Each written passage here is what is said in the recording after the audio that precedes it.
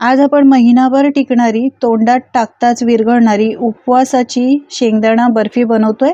करायला खूप सोपी आहे. घरातीलच साहित्यातून बनवता येते. शिवाय वयस्कर असतील ना तर ते देखील ही बर्फी सहज खाऊ शकतात. उपवासाला काही वेगळं बनवायचं असेल ना तर तुम्ही एकदा अशी ही उपवासाची बर्फी नक्की बनवून बघा.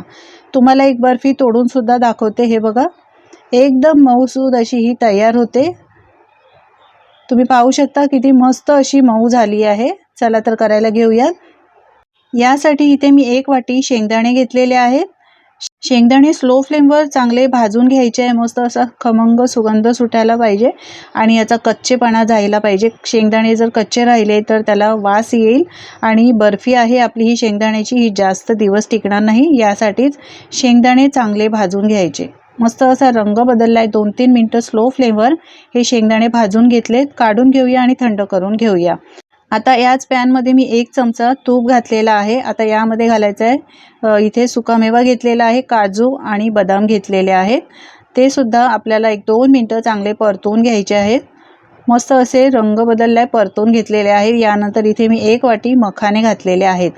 मखाने सुद्धा पौष्टिक आहेत. आपण ही बर्फी अतिशय पौष्टिक बनवतोय. यासाठी या पद्धतीने तुम्ही ही बर्फी बनवून बघा. मखाने, काजू, बदाम परत एकदा चांगले भाजून घ्यायचे आहे, म्हणजे छान असे ते कुरकुरीत होतात. मस्त भाजून झालेत, रंग बदलला आहे. काढून घेऊया आणि हे सुद्धा थंड करून घेऊया. आता सारख्याच पॅनमध्ये अजिबात तूप घालायची गरज नाही आपल्याला. इथे मी सारख्याच वाटीने 1 वाटी किसलेलं सुकं खोबरं घेतलेलं आहे. सुकं खोबरं सुद्धा चांगला कच्चेपणा जाईपर्यंत भाजून घ्यायचं आहे. मस्त असं हे कुरकुरीत व्हायला पाहिजे. खोबरं जर कच्चं राहिलं तर त्याला वास येणार आणि ही बर्फी आहे ती जास्त दिवस टिकणार नाही. यासाठीच बर्फी जास्त दिवस टिकवण्यासाठी खोबरं चांगलं भाजून घ्यायचं. खोबरं भाजून घेतलेलं आहे. शेंगदाणे मस्त असे थंड करून घेतले. हे पहा, शेंगदाणे छान असे भाजल्यामुळे याची सालं सहज निघत आहेत. याची सालं काढायची आहे. जेवढी जमतील तेवढी सालं काढून टाकायची. छान असे मस्त भाजल्यामुळे सालं सुद्धा पटकन निघत आहेत. मंडळी, तुम्हाला माझी जर रेसिपी आवडत असेल तर एक लाईक करायला विसरू नका आणि तुम्ही कुठून ही रेसिपी पाहता हे सुद्धा कमेंटमध्ये मला नक्की सांगा, म्हणजे मी तुमचे आभार मानू शकेन. शेंगदाण्याची सालं काढून घेतलेली आहेत. हे बघा, जेवढी जमतील तेवढी सालं याची काढून घ्यायची. चांगले भाजल्यामुळे पटकन अशी ही सालं निघालेली आहेत. थंड करायची, त्यानंतर काढायची. यानंतर इथे मी मिक्सरचं भांडं घेतलेलं आहे. मिक्सरच्या भांड्यात ही सालं काढलेली शेंगदाणे यामध्ये घालायचे आहेत आणि आपण काजू, बदाम आणि मखाने सुद्धा भाजून घेतले, ते थंड करूनच मिक्सरच्या भांड्यात घालायचे. यानंतर भाजून ठेवलेलं हे खोबरं आहे, सुकं खोबरं, हे सुद्धा यामध्येच घालायचं आहे. यानंतर या बर्फीला छान टेस्ट येण्यासाठी, चव येण्यासाठी 1 चमचा वेलची पावडर घातली आहे. तुम्ही वेलची घालू शकता. आता ही एकदम बारीक पावडर करून घ्यायची. एकदम बारीक होत नाही, थोडीशी जाडसरच राहते. ही बघा, या प्रकारे अशी चांगली पावडर करून घेतलेली आहे. यानंतर ज्या ताटामध्ये तुम्ही वडी सेट करणार असाल त्याला तूप लावून घ्यायचं आहे. आधीच ही तयारी करून ठेवायची, म्हणजे वडी सेट करता येते आपल्याला पटकन. यानंतर इथे मी कढईमध्ये 1 वाटी चिरून घेतलेला गूळ घेतलेला आहे. गुळाचं प्रमाण तुम्ही तुमच्या आवडीनुसार ठरवू शकता. यानंतर 1 चमचा पाणी घातलंय, मिक्स करून घ्यायचं आहे. आपल्याला याचा एकतारी पाक नाही करायचा आहे, फक्त गूळ वितळवून घ्यायचं आहे. गॅसची फ्लेम मी फास्ट केलेली आहे. आपल्याला गूळ चांगला वितळवून घ्यायचा आहे. एकसारखं मिक्स करत राहायचं आहे, नाहीतर तळाला लागू शकतो. गॅसची फ्लेम फास्ट करून मी वितळवून घेतला आहे गूळ. हे बघा, मस्त असा याला फेस आलेला आहे. यानंतर शेंगदाणा आणि सुकामेवाची जी आपण पावडर केली होती ना, ती सगळी पावडर यामध्ये घालायची आहे. ही पावडर घातल्यानंतर लगेचच आपल्याला मिक्स करून घ्यायचं आहे, हे घट्ट मिश्रण होईपर्यंत, आणि याला एकदम बर्फीचं टेक्स्चर येत नाही तोपर्यंत मिक्स करत राहायचं आहे. एकसारखं मिक्स करून घ्यायचं आहे. आपण ही बर्फी बनवतो, याला अजिबात पाकाची गरज नाही. अगदी झटपट ही बर्फी बनते. तुम्ही बिगनर असाल तरी देखील ही बर्फी अगदी झटपट बनवू शकता. गॅसची फ्लेम एकदम स्लो ठेवायची आहे आणि एकसारखं असं मिक्स करत राहायचं आहे. एक 2-3 मिनटातच आपलं हे मिश्रण छान असं घट्ट होऊन जातं. हे बघा, छान असं बर्फीचं टेक्स्चर याला यायला पाहिजे. थोडंसं याला ओलसरपणा आहे. अजून 1-2 मिनटं आपण हे चांगलं मिक्स करून घेऊया. एकदम फ्लेम स्लो ठेवायची, नाही तर तळाला लागू शकतं, आणि एकसारखं असं हे मिक्स करत राहायचं आहे. उपवासाचे असे बरेच पदार्थ मी अपलोड केले आहेत मंडळी, ते सुद्धा एकदा तुम्ही नक्की पहा, तुम्हाला आवडतीलच. हे बॅटर आपलं तयार झालेलं आहे. हे बघा, आता हे लागलेलं आहे. या उलटण्याला जे लागलं आहे ते काढून घेऊया सगळं. आपण आधीच तयारी करून ठेवलेली आहे. तूप ताटाला लावून ठेवलं आहे. त्यामुळे हे अजिबात थंड करू द्यायचं नाही. गरम असतानाच आपण आता या वड्या थापून घेणार आहोत. मिश्रण आपलं तयार आहे. छान असं टेक्स्चर आलेलं आहे बघा. सगळं आजूबाजूला लागलेलं व्यवस्थित काढून घ्यायचं आहे. तुम्ही पाहू शकता मस्त असं हे बर्फीचं टेक्स्चर तयार झालं आहे. तूप लावलेल्या ताटामध्ये हे काढून घ्यायचं आहे.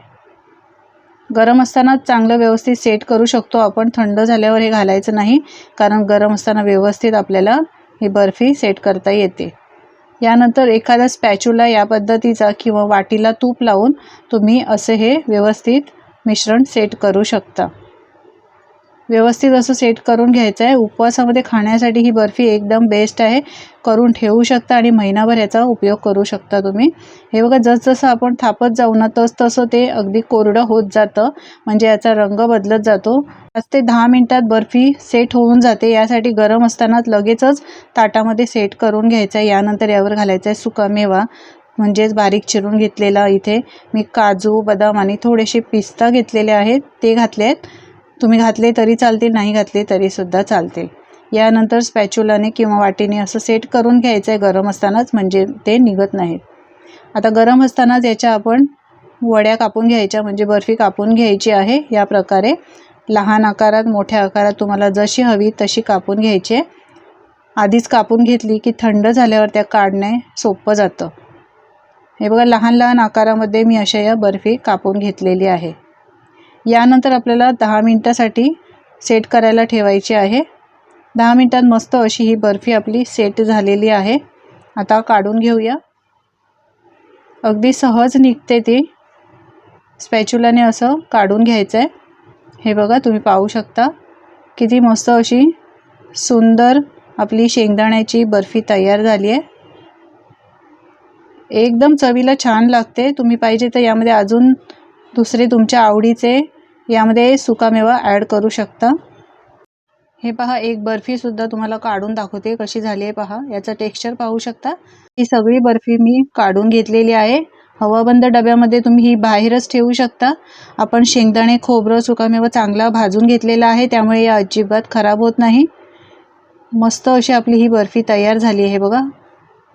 जेव्हा तुम्हाला खायची इच्छा असेल, काही वेगळं खायचं असेल, त्यावेळेला तुम्ही अशी ही एक बर्फी खाऊ शकता. दिवसभर तुम्हाला उत्साही वाटेल. यामुळे तोडून दाखवते पहा, मस्त अशी मऊसूद दाणेदार झालेली आहे. वयस्कर मंडळी देखील खाऊ शकता. शेंगदाणे आहे त्यामुळे दिवसभर उत्साही वाटतं आपल्याला.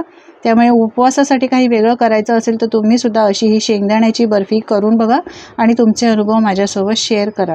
आजची ही उपवासाची बर्फीची रेसिपी तुम्हाला आवडली असेल तर लाईक करा, शेअर करा. चॅनलवर जर नवीन असाल तर चॅनलला सबस्क्राईब करा.